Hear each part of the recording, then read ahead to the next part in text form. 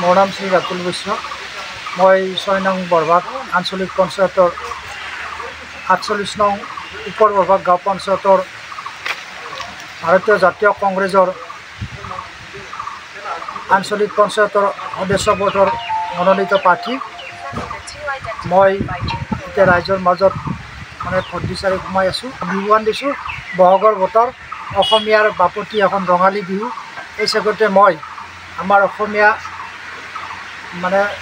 ব্যক্তিসকলক অসমৰ অসমীয়া জাতিটোৰ হকে মই উন্নতি কামনা কৰি বহাগৰ বিহুত মোৰ অনুজা আৰু মোৰ জ্যেষ্ঠ ব্যক্তিসকলক মই বিহুৱানেৰে আদৰণি জনাইছোঁ।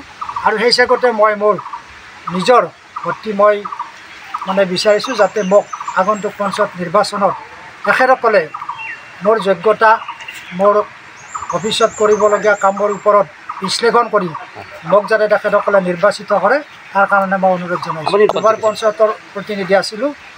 মই 2006ৰ পৰা 2013লৈকে মই সেই সময়ছোৱাত বৰভাগ আঞ্চলিক পঞ্চায়তৰ তেতিয়া আমাৰ 51 গাঁও পঞ্চায়ত আছিল। তেতিয়া মই আঞ্চলিক সদস্য পদত ভাৰতীয় জাতীয় কংগ্ৰেছৰ পৰা নিৰ্বাচিত হৈছিলোঁ। তাৰপিছত 2013 চনৰ পৰা 2018 চনলৈকে মই একেটা গাঁও পঞ্চায়ততে ভাৰতীয় জাতীয় কংগ্ৰেছ দলৰ পৰা সভাপতিৰ নিৰ্বাচন খেলি জয় হয় মই 5 বছৰ সুন্দৰভাৱে কাৰ্যনিৰ্বাহ কৰিছোঁ। ভাৰতীয় জাতীয় কংগ্ৰেছ দলৰ পৰা পুনৰ আঞ্চলিক পঞ্চায়তত নিৰ্বাচনৰ কাৰণে অৱতীৰ্ণ হৈছোঁ। আৰু বৰ্তমান সময়ত মোৰ গাঁও পঞ্চায়ত এলেকা, আমাৰ নতুন গাঁও পঞ্চায়ত এলেকা হৈছে 48 নম্বৰ। ইয়াত আমাৰ 4খন গাঁও আছে।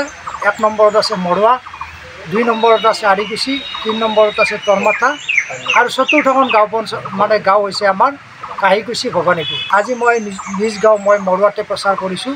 মোৰ চুবুৰীত মই ৰাতিপুৱা প্ৰায় 11টা বজাৰ পৰা প্ৰচাৰ আৰম্ভ কৰিছোঁ। আৰু মোৰ বিশ্বাস মোক জনসাধাৰণে সুন্দৰভাৱে আদৰি লৈছে আৰু মোৰ প্ৰচাৰত মই সঁহাৰি পাইছোঁ।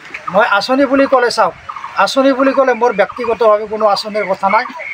আঞ্চলিক পঞ্চায়তৰ গণ্ডিৰ ভিতৰত যিখিনি চৰকাৰী আঁচনি থাকে সেই চৰকাৰী আঁচনিখিনি মই সুন্দৰভাৱে ৰূপায়ণ কৰিম বুলি মোৰ পূৰ্বৰ অভিজ্ঞতাৰ ফালৰ পৰা মই কৈছোঁ। আৰু সেইখিনি মই সুন্দৰভাৱে জনসাধাৰণৰ ওচৰত মই ৰূপায়ণ কৰিম আৰু জনসাধাৰণৰ লগত ৰাখি মই আঁচনিবিলাকৰ কাৰুকাৰ্য কৰি যাম, কাম কাজ কৰি যাম।